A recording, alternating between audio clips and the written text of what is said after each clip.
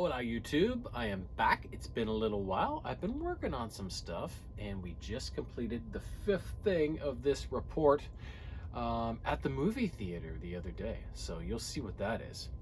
One guess what that was. If you follow any of my unboxing videos, you might have a little glimpse into what we went to the theater to see.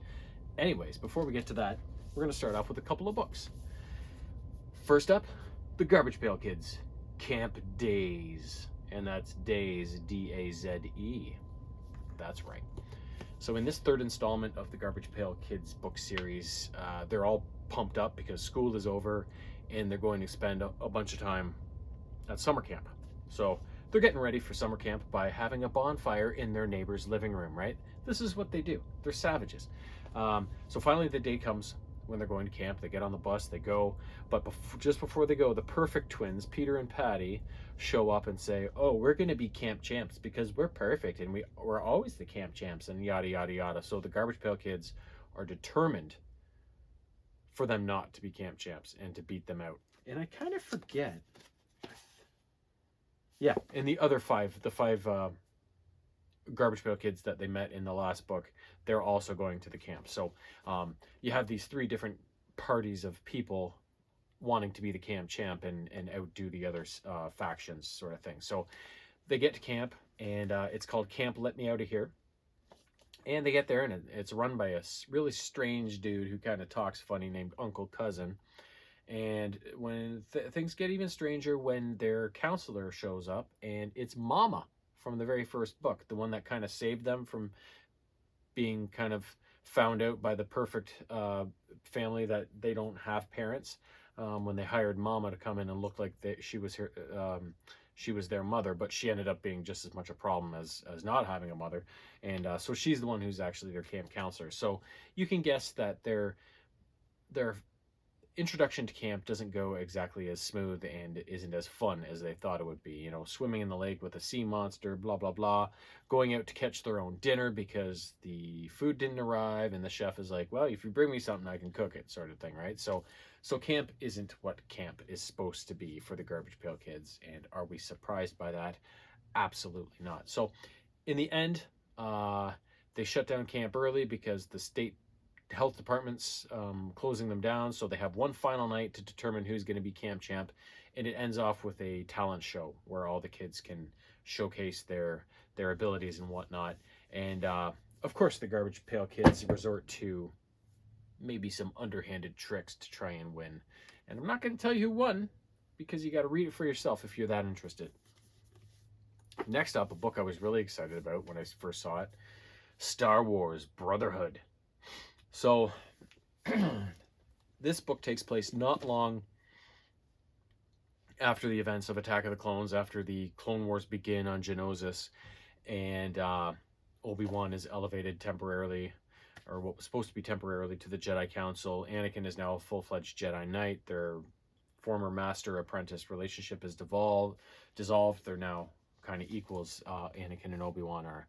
So what happens is there is a bombing on the Nemoidian home planet of Cato Nemoidia. This disaster is brought forward in the Senate, and initially it's thought that Chancellor Palpatine should go personally, with very little guard and very little party go with him to go help out, go make his face known on the planet that the Republic supports them and whatnot.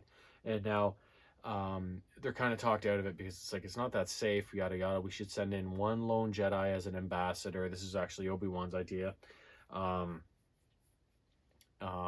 show that, we're not showing up with a bunch of clones and stuff in case things go south and we can just bomb the shit out of you or whatever. Like, we're sending in a Jedi. They're the peacekeepers. They will try and figure out, along with the Nemoidians on planet, what exactly went on here, because the Nemoidians, Cato Nemoidia, is actually a neutral planet. They don't align with the Republic. They don't align with the Separatists in this ongoing Clone Wars.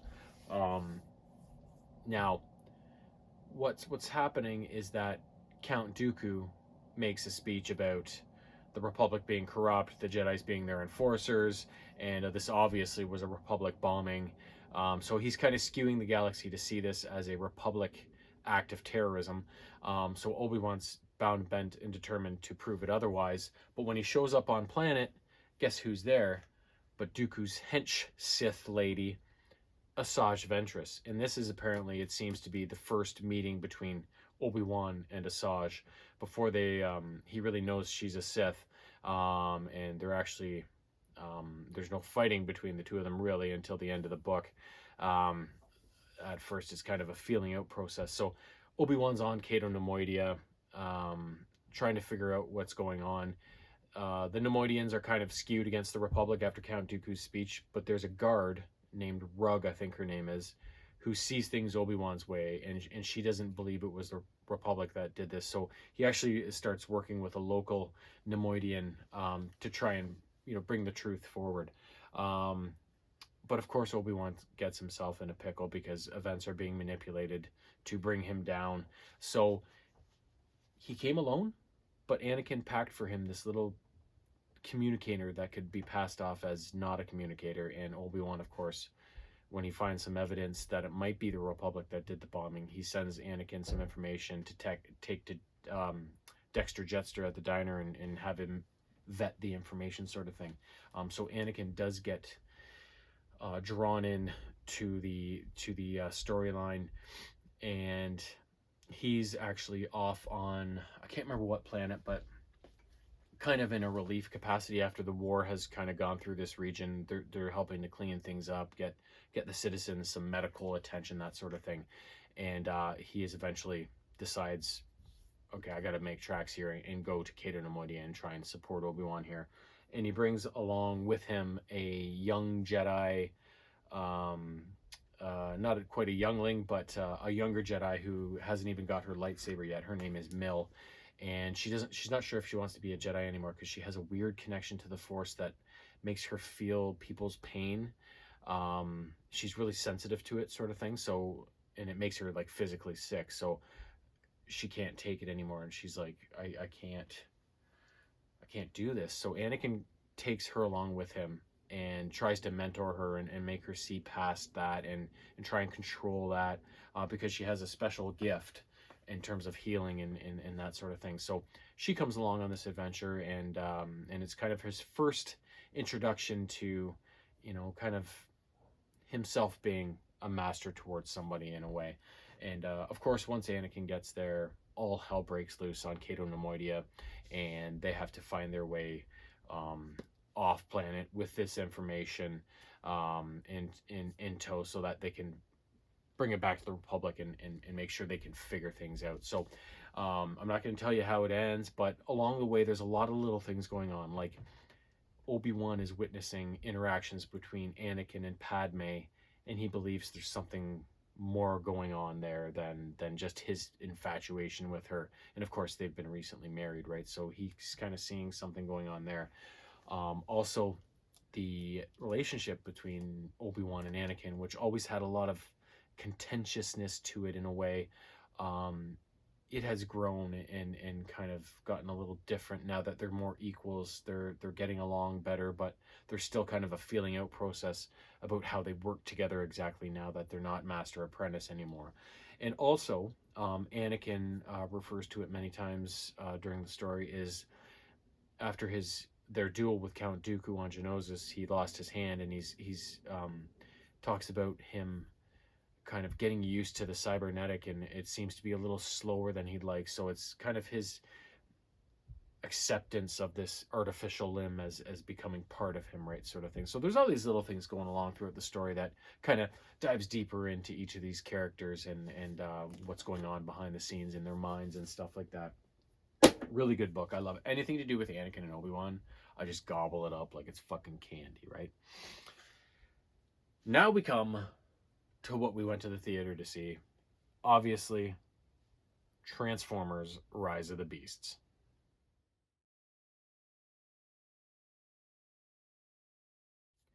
This movie is a sequel to the Bumblebee movie that was out a few years back, and it begins in another dimension, or another space-time continuum, whatever you want to call it, when an ancient race of Transformers known as the Maximals and the Terrorcons are in a bit of a struggle. The Maximals are the guardians of a transwarp key. The transwarp key allows beings to travel time and space and come out into different dimensions. Um, they are safeguarding it because they do not want Unicron, yes, the Unicron, to get his hands on it, which would just basically allow him to travel from galaxy to galaxy, dimension to dimension, and just devour planets all over the place until there's no planets left, right?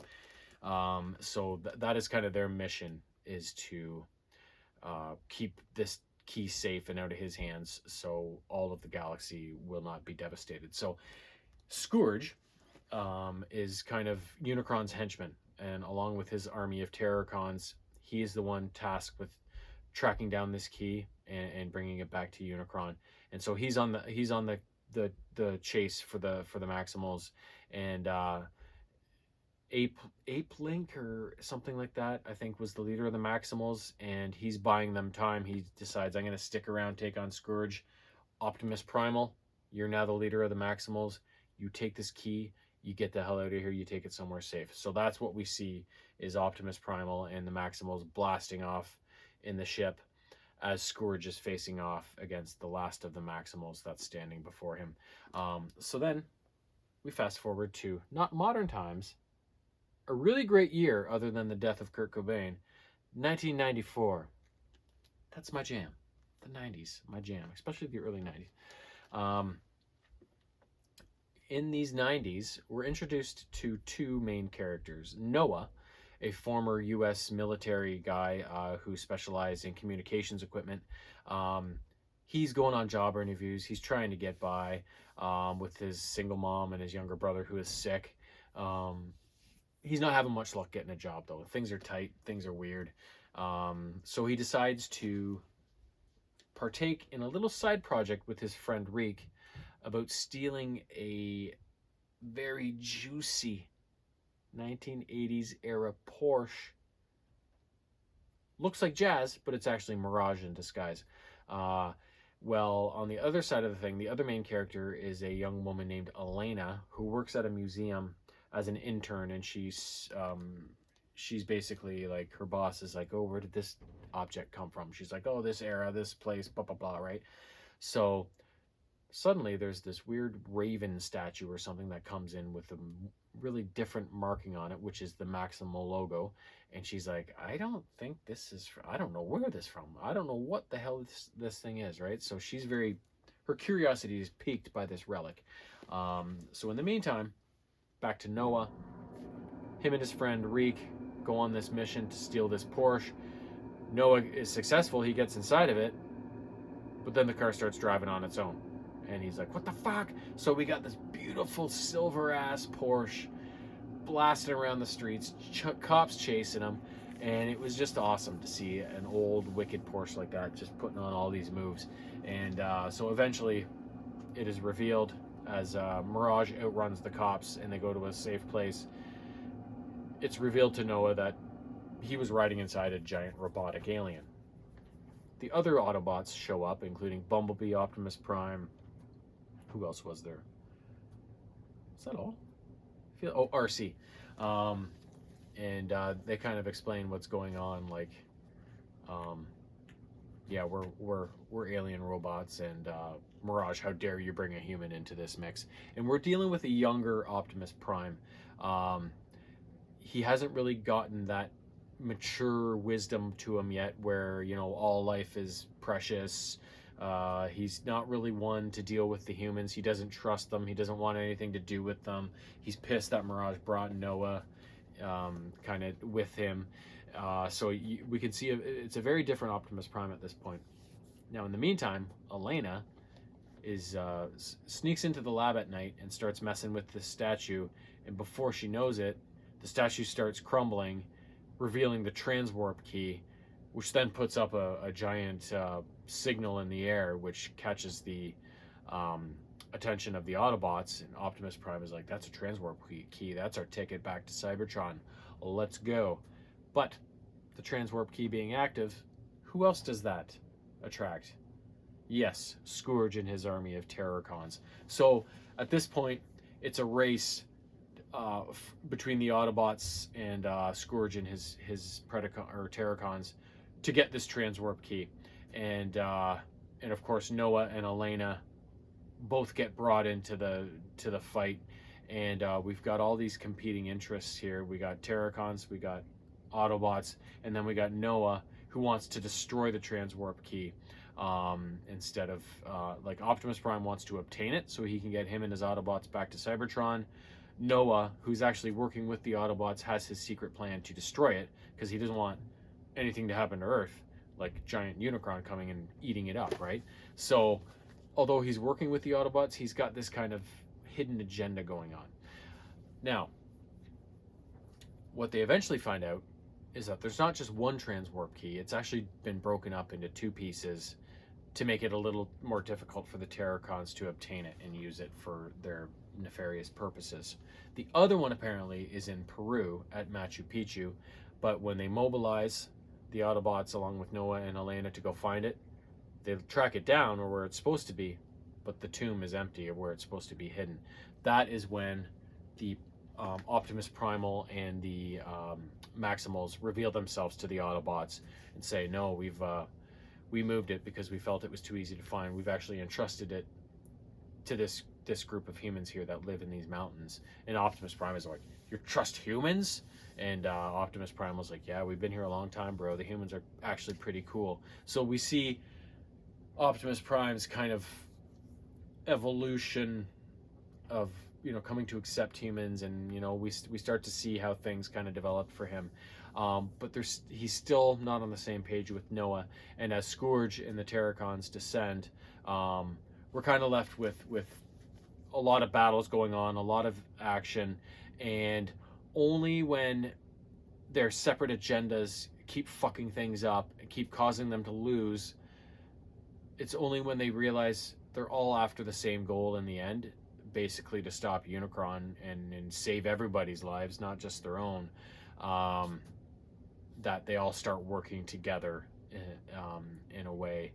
And in the end, I'm not going to tell you what happens, but this is a huge spoiler alert. There is a mid-credits scene where Noah, after all the dust is settled on this movie, is going to get a security job, and he's brought into this room, and this guy interviews him, and the guy's like, I know who you are. I know you saved the world. I know blah, blah, blah. And Noah's like, what the fuck, dude? Like, I just want a security job. I just want to... And he's like, no, you're meant to do more than that. You're meant to be more than just a security guard. And then he passes his business card across the desk to him. G.I. Joe logo. I was like, what the fuck? They're going to do a crossover with G.I. Joe and Transformers in the fucking live action universe? I'm so jacked. Because G.I. Joe and Transformers are forever linked in my mind.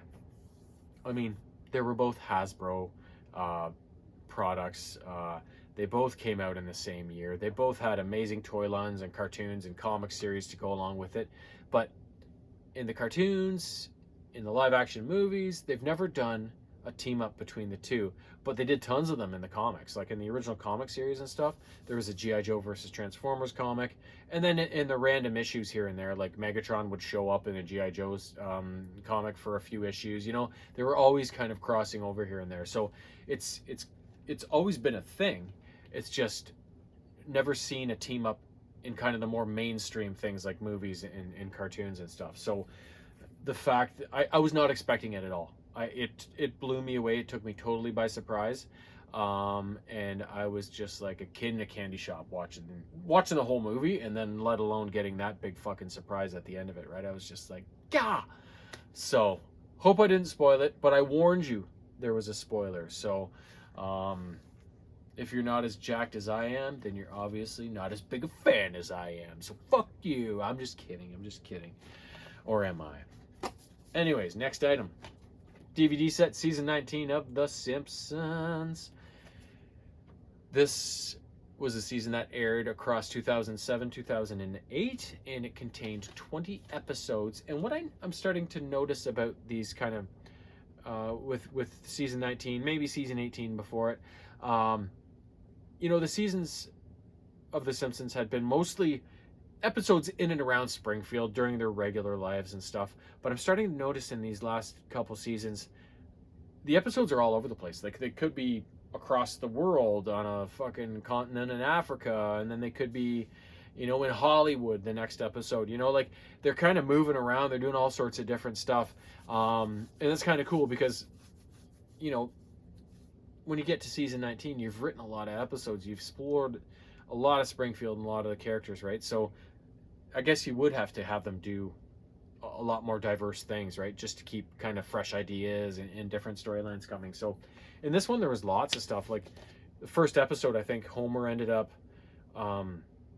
saving Mr. Burns' life, and Mr. Burns thanked him by taking him on his private jet, and he was jet setting, and Homer got this taste for being a fancy businessman who got to fly all over the world and stuff like that, right? So Burns actually had him doing stuff for a while until he proved himself incompetent, and then he lost the taste for or lost the ability to do that lifestyle, and he totally missed it, right? That sort of thing. So there was another episode I really liked called The 90s Show, which kind of delves back into Homer and Marge's early days, and it did it in like a 90s style, like they were characters on Melrose Place, with the place they lived, and had all these 90s references, and kind of told a story about how they almost left each other when Marge kind of fell for her professor at university or whatever it was. So there was some different stuff in that episode. It was kind of neat.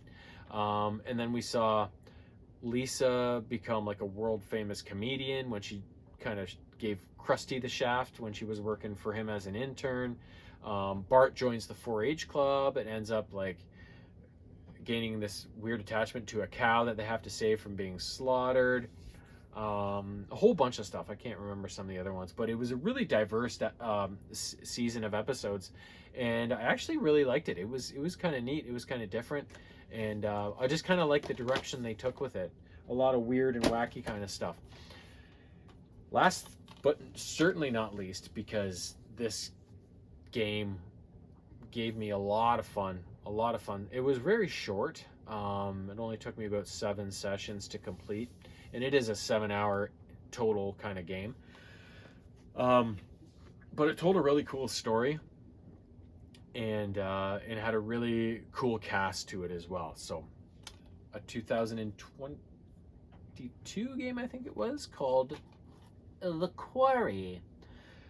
So the story behind this game is that, and it was released by 2K, who was usually a pretty solid outfit for games. It's more one of those games, not like a Telltale games, you know, where all you're doing is choosing actions. You're not really doing much action. It's kind of along that line though. You're making choices for these characters in this game, while also doing a bit of action, a bit of walking around, a bit of exploring, a bit of shooting and stuff like that. But it's mostly making choices for characters and kind of living with the consequences. So the story is that you control one of a group of camp counselors. You get to control them all across the kind of as the game unfolds. But a group of camp counselors who are working a summer up at a place called Hackett's Quarry. Now, the game starts when you are witnessing 2 counselors, a couple, make their way up to camp a day early.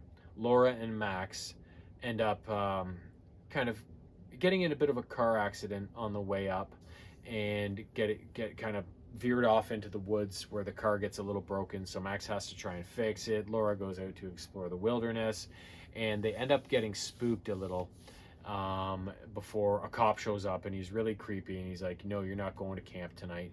You're going to this hotel." And they push back. He's like, "You're not going to the camp tonight. You're going to this hotel."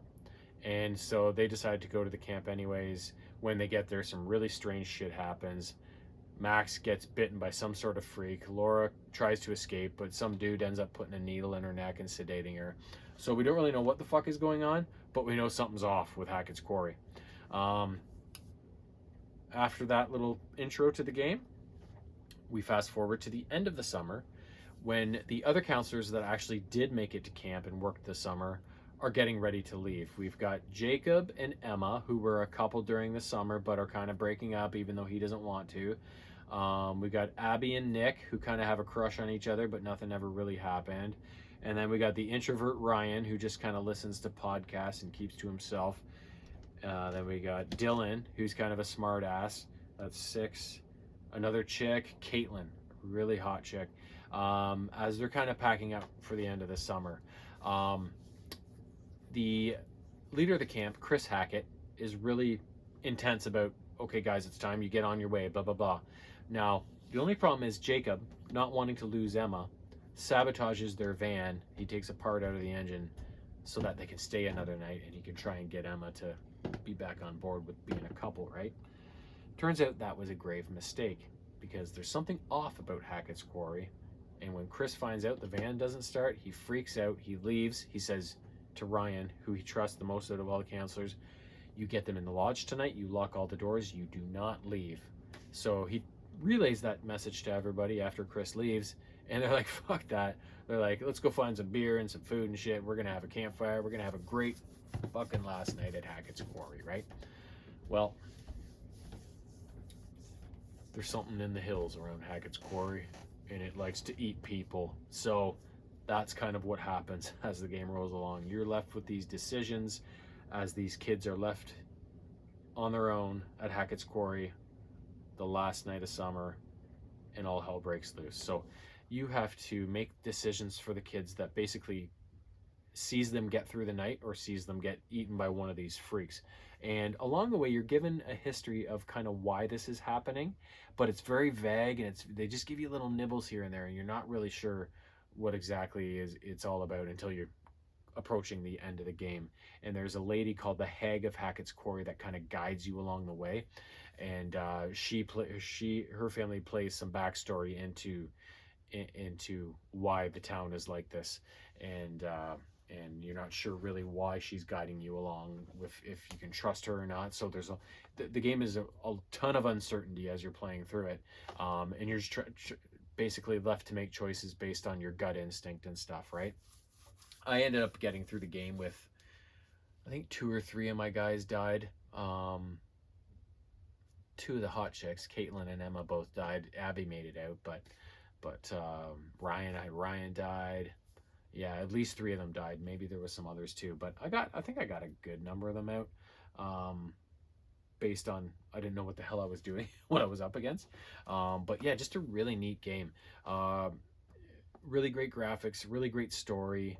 And they had some really, like I said, they had a really cool cast. They had a few people in there that are famous, like Chris Hackett, the leader of the camp. He's voiced by David. I was gonna say David Schwimmer, but it's not Ross. David Arquette. And the character looks just like him. Like they basically took David Arquette and put him in the game as this character. And then I forget her name. But on Modern Family, the Dunphy children, the daughters, and then the son Luke, the middle daughter Alex, Ariel Winter. That's who voices the Abby character, and she again looks just like Ariel Winter does. And I thought there was one more person. Oh yeah, Brenda Song, that plays Caitlin.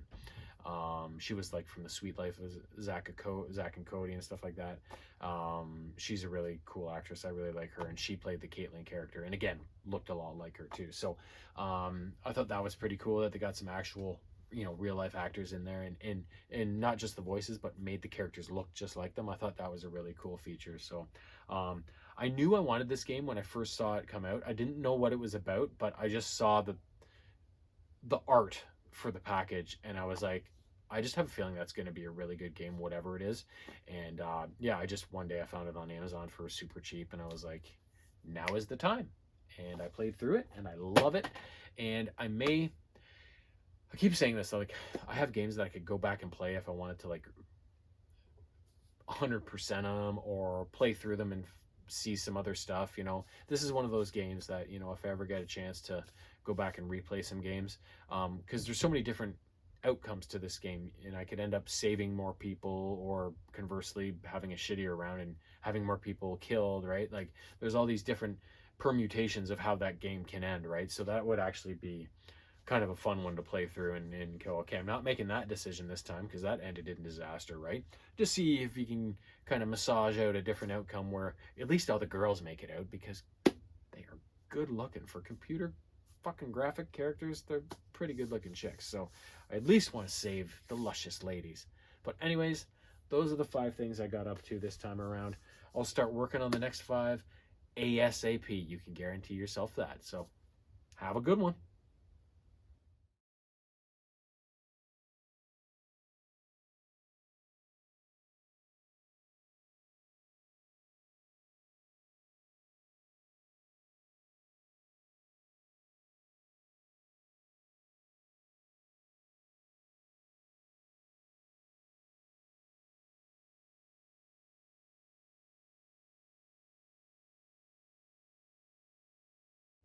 Meow.